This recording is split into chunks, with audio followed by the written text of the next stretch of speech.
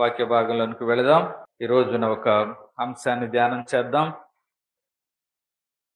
యోహాను సువార్త 15వ అధ్యాయము మొదటి 6 వచనాలు చదువుదాం రండి. యోహాను సువార్త. నేను నిజమైన ద్రాక్షావళిని, నా తండ్రి వ్యవసాయకుడు, నాలో పని ప్రతి తీగను ఆయన తీసి పారవేయును. ఫలించు ప్రతి తీగ మరి ఎక్కువగా ఫలించవలనని దానిలోని పనికిరాని తీగలను తీసివేయును. నేను మీతో చెప్పిన మాటలను బట్టి మీరు ఇప్పుడు పవిత్రులై ఉన్నారు. నా యందు నిలిచియుండుడి, మీ యందు నేనును నిలిచియుందును. తీగ ద్రాక్షవల్లిలో నిలిచి ఉంటేనే కాని తనంతట తానే ఎలాగూ ఫలింపదో, అలాగే నా యందు నిలిచి ఉంటేనే కాని మీరును ఫలింపరు. ద్రాక్షవల్లిని నేను, తీగలు మీరు. ఎవడు నా యందు నిలిచియుండునో, నేను ఎవని యందు నిలిచియుందునో వాడు బహుగా ఫలించును. నాకు వేరుగా ఉండి మీరేమీ చేయలేరు. ఎవడైనను నా యందు నిలిచి ఉండని ఎడల వాడు తీగ వలె బయట పారవేయబడి ఎండిపోవును. మనుషులు అట్టి వాటిని పోగు చేసి అగ్నిలో పారవేతురు. అవి కాలిపోవును. చాలు. దేవుని యొక్క మాట మనము జ్ఞాపకం చేసుకున్నట్లయితే ఈ యొక్క 15వ అధ్యాయము మనమును జ్ఞాపకం చేసుకున్నట్లయితే యోహాను సువార్త 15వ అధ్యాయం ఫలింపును గూర్చిన వచనాలు మనకు కనిపిస్తాయి.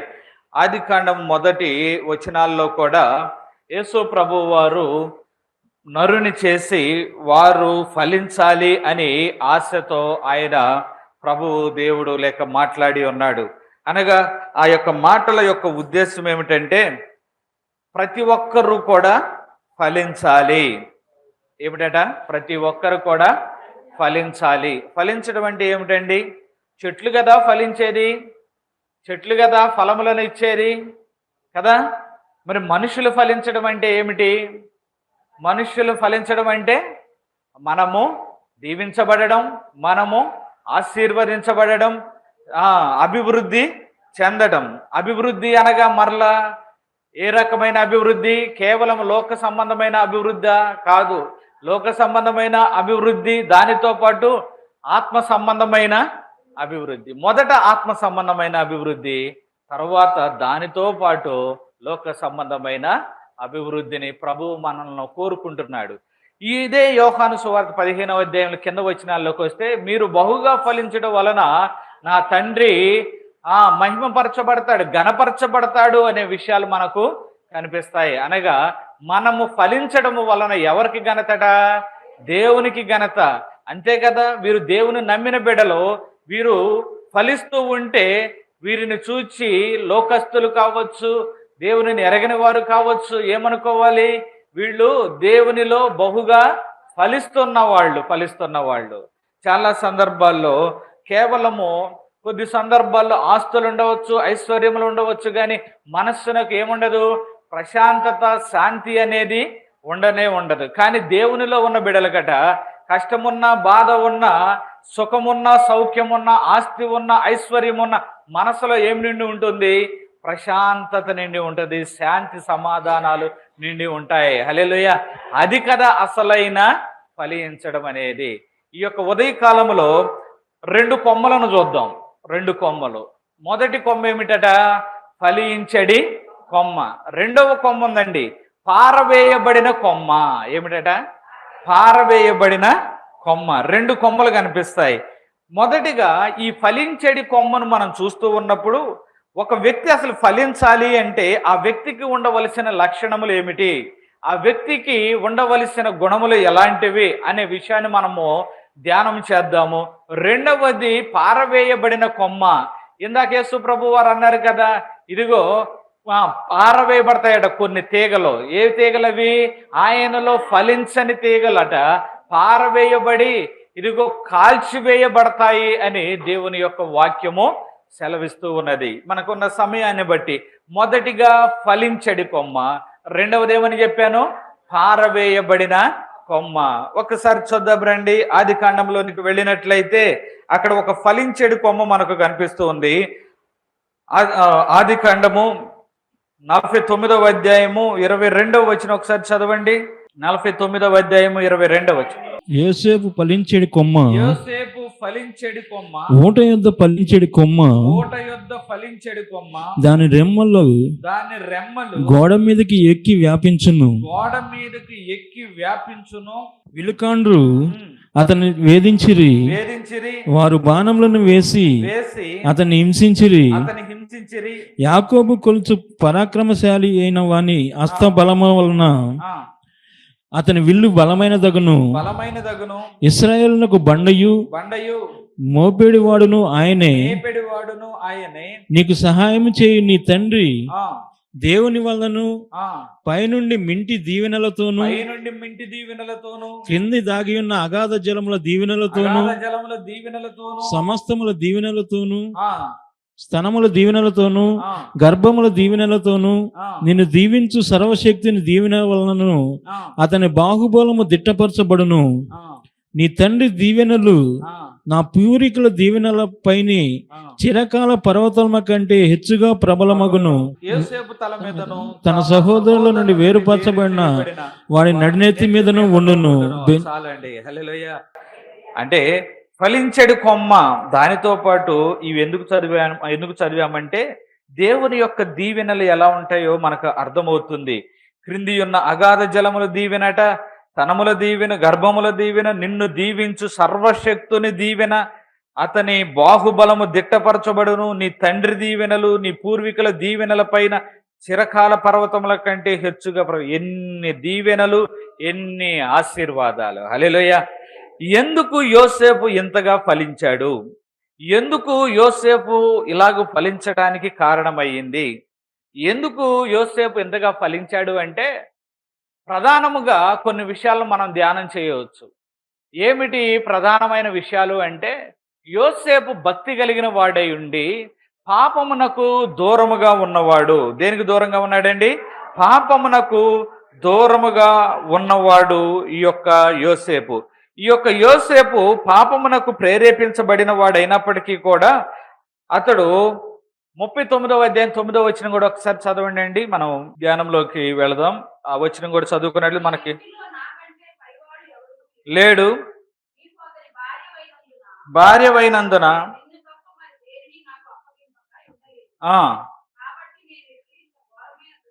నేనెట్లు ఇంత ఘోరమైన దుష్కార్యము చేసి దేవునికి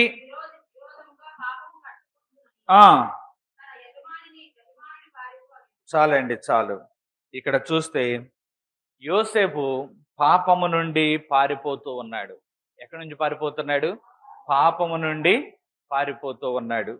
ఒక వ్యక్తి ఫలించాలి అంటే మొదటిగా పాపమునకును లేక సాతానుకును దూరమై ఎవరికి దగ్గర కావాలంటే దేవునికి దగ్గరగా ఉండాలి. దేవునికి దగ్గరగా జీవించాలి అంటే మనలో కొన్ని లక్షణాలు ఉండాలి. ఏమిటి ఆ లక్షణాలంటే, పాపమును వదిలిపెట్టి దేవునికి దగ్గరగా జీవించే గుణాతిశయాలు మనలో ఉండాలి. ఈ యొక్క ఉదయకాలంలో మనలో ఇలాంటి లక్షణాలు ఉన్నాయా అనగా దేవునికి దగ్గరయ్యే లక్షణాలు, పాపమునకు దూరముగా పారిపోయే లక్షణాలు మనలో ఉన్నాయా? యోసేపు యవనస్తుడు. యవ్వన కాలంలో అతనికి ఒక తను పడిపోయే పరిస్థితులలో ఒక పరిస్థితి అనగా లేకపోతే ఒక శోధన ఎదురయ్యింది. ఆ శోధన ఎదురైనప్పుడు యవనస్తులు ఆ యొక్క శోధన నుండి తప్పించుకోవడం అంటే సాధ్యమయ్యే పని కానే కాదు. చాలా మంది ఆ యవ్వన కాలంలో ఏ పాపములో అయితే పడిపోవడానికి ఆస్కారం ఉంటుందో, ఏ పాపంలోనైతే పడిపోయే అవకాశము ఉంటుందో అలాంటి ఒక శోధన యోసేపుకి ఎదురయ్యింది. ఇక్కడ ఒక మాట చాలా జాగ్రత్తగా వినండి. యోసేపుకు దేవుడు ఒక్కొక్క శోధన ఎదురవుతా ఉంది. మొదటిగా తండ్రి కుటుంబానికి దూరం అయ్యాడు. అనగా సొంత అన్నలే అతనిని కొట్టి గాయపరిచి గోతిలో వేసి ఇదిగో ఐగుప్తీయులు ఆ యొక్క మిద్యానీయులు ఐగుప్తు దేశమునకు వర్తకం చేసుకొని వెళుతూ ఉంటే వారికి యోసేపును అమ్మివేశారు. ఇదిగో తండ్రి ఇంటికి దూరం అయ్యాడు. తండ్రి ఇంటికి దూరం అయిన వాడు మొదటి శోధన. తండ్రి ఇంటికి దూరం అయిపోయినప్పుడు అతడు దేవునిని వదిలిపెట్టాడా? దేవునిని వదిలిపెట్టలా. అనగా కష్టము ఎదురైనా, బాధ ఎదురైనా, ఇబ్బంది ఎదురైనా దేవునిని మాత్రము వదిలిపెట్టలేదు. హల్లెలూయా. మనం ఆ విషయాన్ని జ్ఞాపకం చేసుకుంటే యోసేపు ఫలించడానికి కారణం ఏమిటి అంటే, ఎప్పుడు కూడా కష్టము వచ్చినా, బాధ వచ్చినా, ఇబ్బంది వచ్చినా, ఏమి ఎదురైనా కానీ దేవునిని వదిలిపెట్టకుండా దేవునిలో నడిచినవాడు. అందుకని ఫలించాడు, కొమ్మయ్యాడు, దేవునిలో నడిచాడు. సరే, అక్కడికి బానిసగా వచ్చాడు, బానిసగా బ్రతుకుతూ ఉన్నాడు. బానిసగా వచ్చినప్పుడు అతనికి సంకెళ్ళు బాధించాయి. ఇనప సంకెళ్ళు వేసుకొని తీసుకొని వచ్చారు. అంతటి భయంకరమైన పరిస్థితులలో నుండి కొద్దిగా ఉపశమనం దక్కింది. ఏమిటా ఉపశమనం? ఆ యొక్క పొతీఫర ఇంటికి వెళ్ళినప్పుడు ఆ ఇంటి యజమానుడు అతనిని ప్రేమించి, లేక అతని ఎడల జాలి కలిగి, ఎందుకు? అతని యొక్క లక్షణములను చూచి జాలి కలిగి అతనికి ఇంటిలో ఉన్నతమైన స్థానాన్ని ఇచ్చాడు. హల్లెలూయా. ఉన్నతమైన స్థానాన్ని ఇచ్చినప్పుడు పరిస్థితులు బాగున్నాయి, బాగానే ఉంది, అంతా కట్టుకుంది, లేకపోతే అన్ని సర్దుకున్నాయి, నా కుటుంబాన్ని వదిలిపెట్టి వచ్చిన ఇక్కడ నా పరిస్థితి బాగానే ఉంది అని అనుకుంటున్న సందర్భంలో మరొక యవన కాలపు శోధన ఎదురైంది. ఏమిటా యవన కాలపు శోధన? ఆ యొక్క పొతీఫర్ యొక్క భార్య అతనిని శోధించడం మొదలుపెట్టినప్పుడు పొతీఫరు ఇంటిలో ఉండి తన యొక్క భార్య శోధిస్తూ ఉన్నప్పుడు తను చెబుతున్న మాట ఏమిటంటే, నా దేవుని ఎదుట నేను ఎంతటి దుష్కార్యమును చేయగలను? దుష్కార్యమును చేయలేను. ఎవరు చూస్తూ ఉన్నారు? దేవుడు చూస్తూ ఉన్నాడు. నిజముగా చెప్పండి, తండ్రి ఉన్నాడా? అబ్బాయి ఈ తప్పు చేస్తున్నావు ఏమిటి అని అడగడానికి తండ్రి ఉన్నాడా? తండ్రి లేడు. కుటుంబస్తులు ఎవరైనా ఉన్నారా? కుటుంబస్తులు లేరు. ఎక్కడో జీవిస్తూ ఉన్నాడు. తండ్రి దగ్గర ఉన్న అన్నలేమో పాపమును చేసేవాళ్ళుగా ఉంటే, తండ్రిని వదిలిపెట్టినా నా దేవుడు నన్ను వదిలిపెట్టకూడదు అన్న ఆలోచన కలిగిన వాడు ఏం చేస్తూ ఉన్నాడంటే, దేవుని యొక్క ఆ మనస్సుకు దగ్గరవుతూ ఉన్నాడు. హల్లెలూయా. దేవుని మనసుకు దగ్గరవడం అంటే, దేవుడు పాపమును ద్వేషించాడు, పాపిని ద్వేషించలేదు, కానీ ఆయన పాపమును ద్వేషించాడు. యోసేపు కూడా పాపమును ద్వేషించి దూరముగా పారిపోతూ ఉన్నాడు. యవనస్తులు కావచ్చు, ఎవరైనా పాపము ఎదురవుతుంది అని అనుకుంటున్నప్పుడు, పాపములో పడే అవకాశాలు లేకపోతే మెండుగా కనిపిస్తున్నాయి అన్నప్పుడు ఆ స్థలము నుండి ఏం చేయాలట? పారిపోవాలి. అర్థమవుతుందా? అయ్యో మా స్నేహితులండి, ఇప్పుడు వీళ్ళని వదిలిపెట్టేస్తే నాకు రేపటి నుంచి కాలక్షేపం ఏమిటండి? మొహమాటానికి పోయి పాపంలో పడితే, దేవునికి దూరం అయిపోతే అది ఎంత శాపం? కొంతమంది లేకపోతే మా బంధువులు ఎలా చెబుతున్నారండి, వారితో నేను ఈ పని చేయకపోతే ఎలా అండి? వారితో ఏకీభవించకపోతే ఎలా అండి? యోసేపు కూడా ఒకసారి ఆలోచించేయండి. ఇప్పుడు పొతీఫర్ భార్యను కూడా నేను కాదు అన్నానంటే మళ్ళీ నా గతి ఏ గతి వచ్చేస్తుంది? బానిస బ్రతికి అయిపోతుంది. మళ్ళీ నా పరిస్థితులు తారుమారుగా కావచ్చు. ఈ యొక్క పరిస్థితులు ఎందుకు నేను చెడగొట్టుకోవాలి? ఏదో ఏకీభవించేస్తే సరిపోద్ది కదా అని అనుకోకుండా పాపమును విడిచిపెట్టి పారిపోయిన వాడిగా కనిపిస్తాడు. హల్లెలూయా. ఎప్పుడైతే ఇతడు పాపము నుండి దూరం అయ్యాడో, పాపము నుండి ఇతడు దూరం అయ్యే కొద్ది కూడా ఎవరికి దగ్గరయ్యాడు? దేవునికి దగ్గరయ్యాడు. హల్లెలూయా. మన ముందు కూడా రెండు మార్గాలు. ఒకటి దేవునికి దగ్గర అవుతావా, రెండవది సాతానుకు దగ్గర అవుతావా. ఇంక మూడవ మార్గం లేదండి. మూడవ మార్గము లేనే లేదు. చాలా సందర్భాల్లో ఎవరైనా రెండు వర్గాల వారు గొడవ పడుతున్నారని అనుకోండి, ఈ పక్షానన్నా ఉండాలి, ఈ పక్షానన్నా ఉండాలి, లేకపోతే తటస్థంగా ఉండవచ్చు. వీళ్ళని మనం సపోర్ట్ చేయకుండా, మద్దతు తెలపకుండా, వీళ్ళకి మద్దతు తెలపకుండా ఎలా ఉండొచ్చు? తటస్థంగా ఉండవచ్చు. కానీ ఆత్మ సంబంధమైన విషయాల్లో తటస్థంగా ఉండడం అనేది సాధ్యం కాదు. రెండే రెండు మార్గాలు, రెండే రెండు అవకాశాలు, రెండే రెండు మార్గాలు.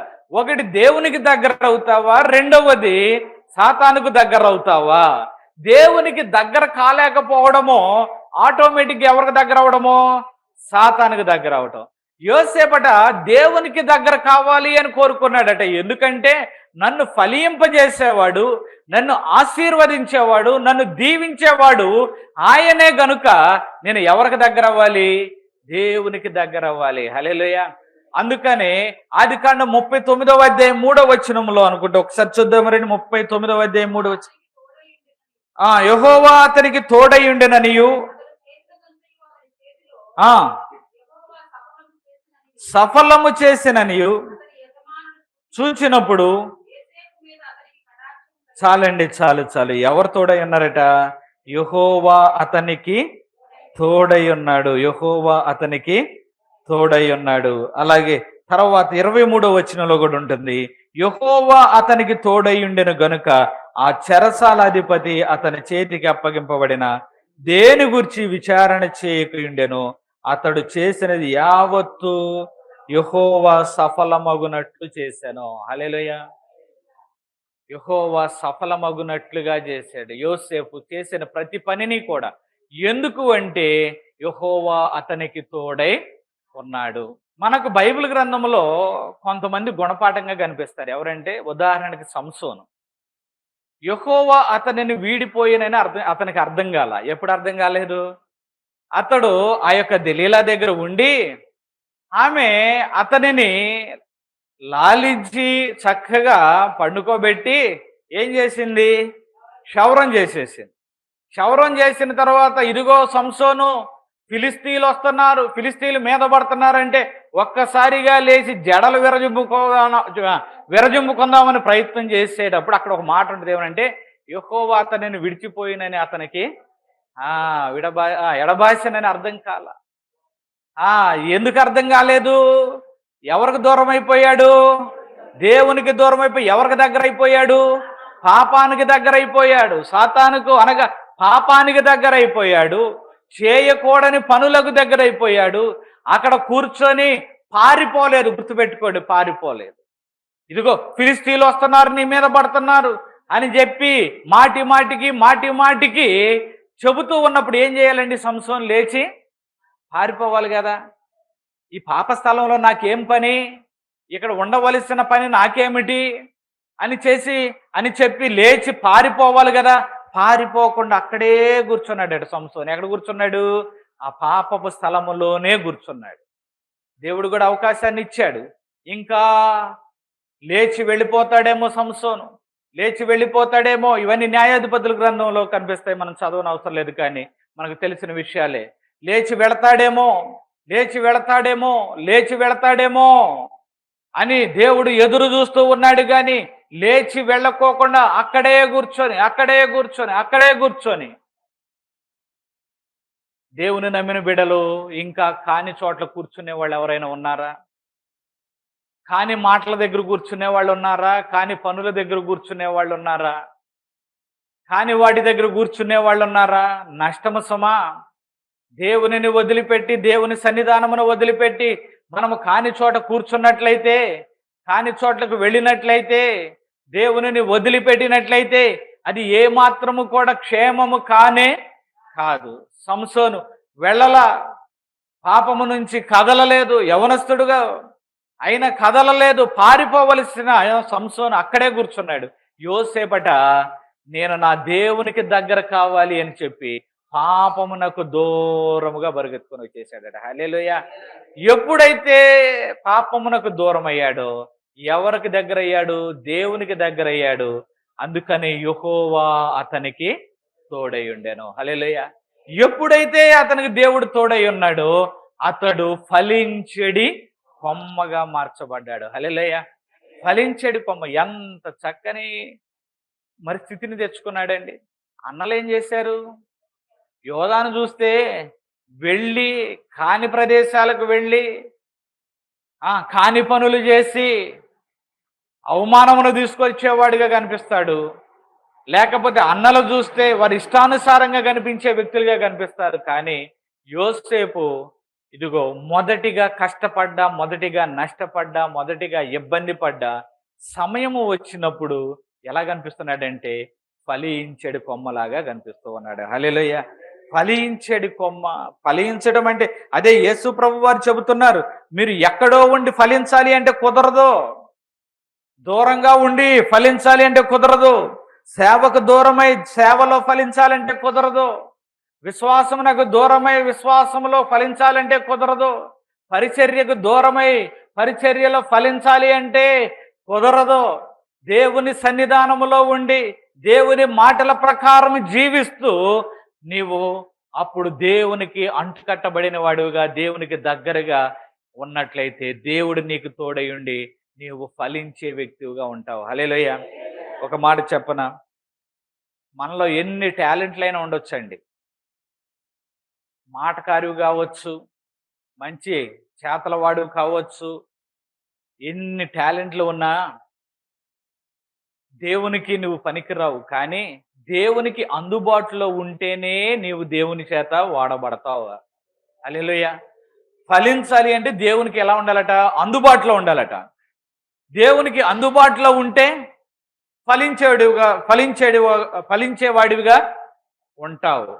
దేవునికి దూరమైతే, దేవుని సన్నిధానానికి దూరమైతే, దేవుని సన్నిధిని నిర్లక్ష్యం చేస్తే, ఆయన వాక్యాన్ని నిర్లక్ష్యం చేస్తే, ఆయన ప్రార్థన నిర్లక్ష్యం చేస్తే, నువ్వు ఎంత తెలివి కలిగిన వాడివైనా, ఎంత జ్ఞానవంతుడివైనా దేవుని మాటలు ఫలించవు.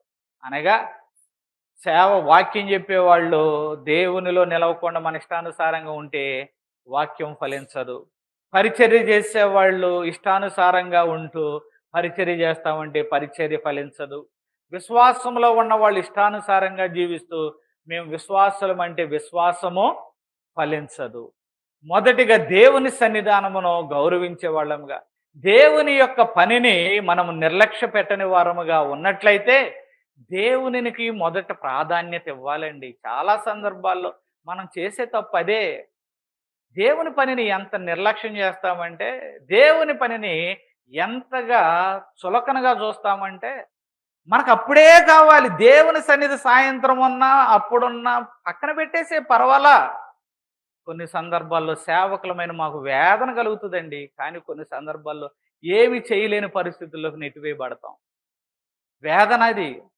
అయ్యో, దేవుని యొక్క పనిని నిర్లక్ష్యం చేస్తున్నానే, దేవుని యొక్క సన్నిధానం నిర్లక్ష్యం చేస్తున్నానే, దేవుని యొక్క సన్నిధానమును మరి వదిలిపెడుతున్నానే. ఇలాంటి ఆలోచన ఎంతమందికి ఉందండి? ఎంతమంది విశ్వాసులకు ఉంటుంది, సేవకులకు ఉంటుంది, పరిచారకులకు ఉంటుంది. దయచేసి మరలా చెబుతున్నాను, దేవుని యొక్క సన్నిధానములో దేవుని మొదట ప్రాధాన్యత ఎవరికి ఇవ్వాలట?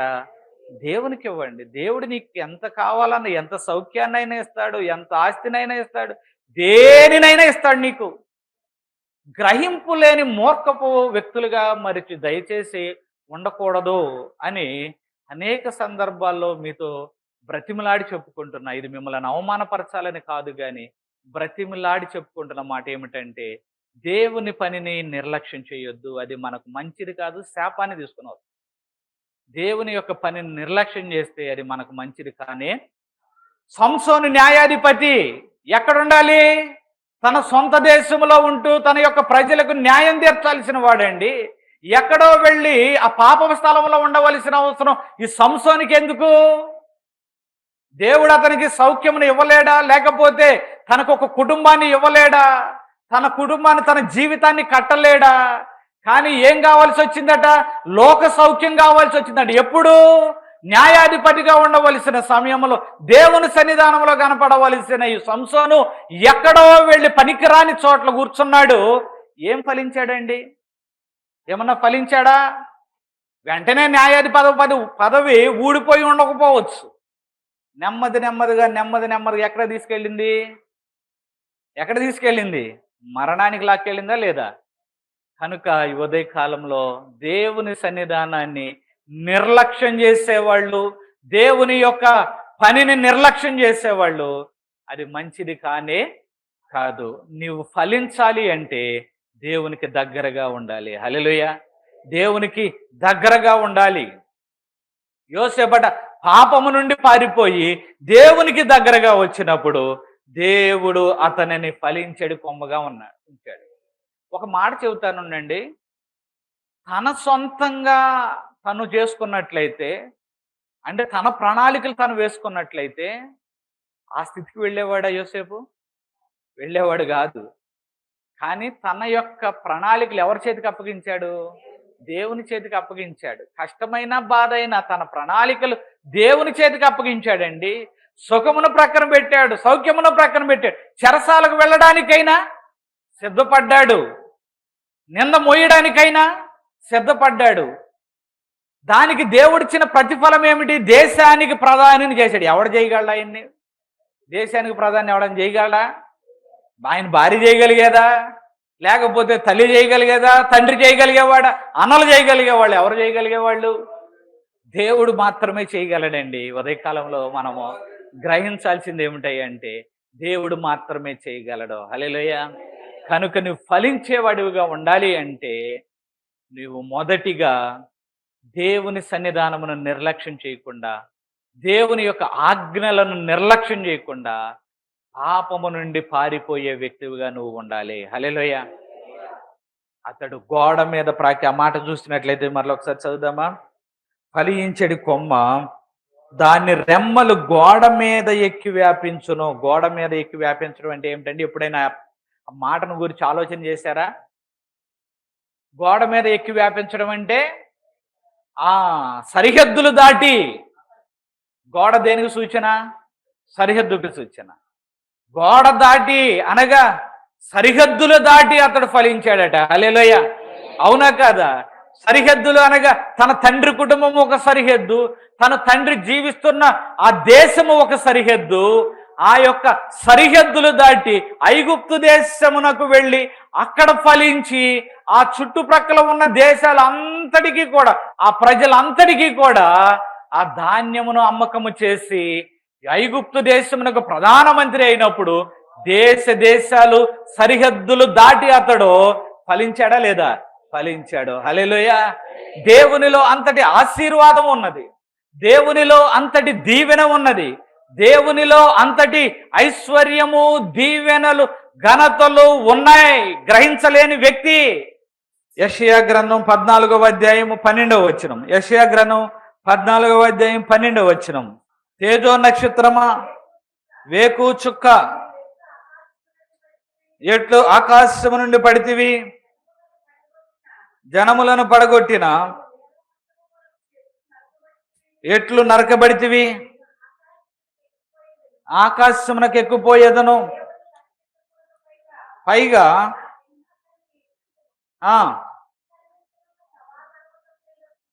కూర్చుందును,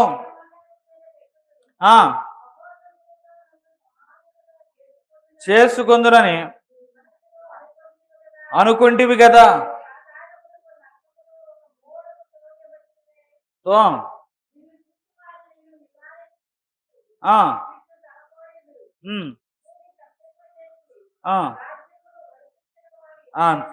జనముల రాజులందరూ ఘనత వహించిన వారై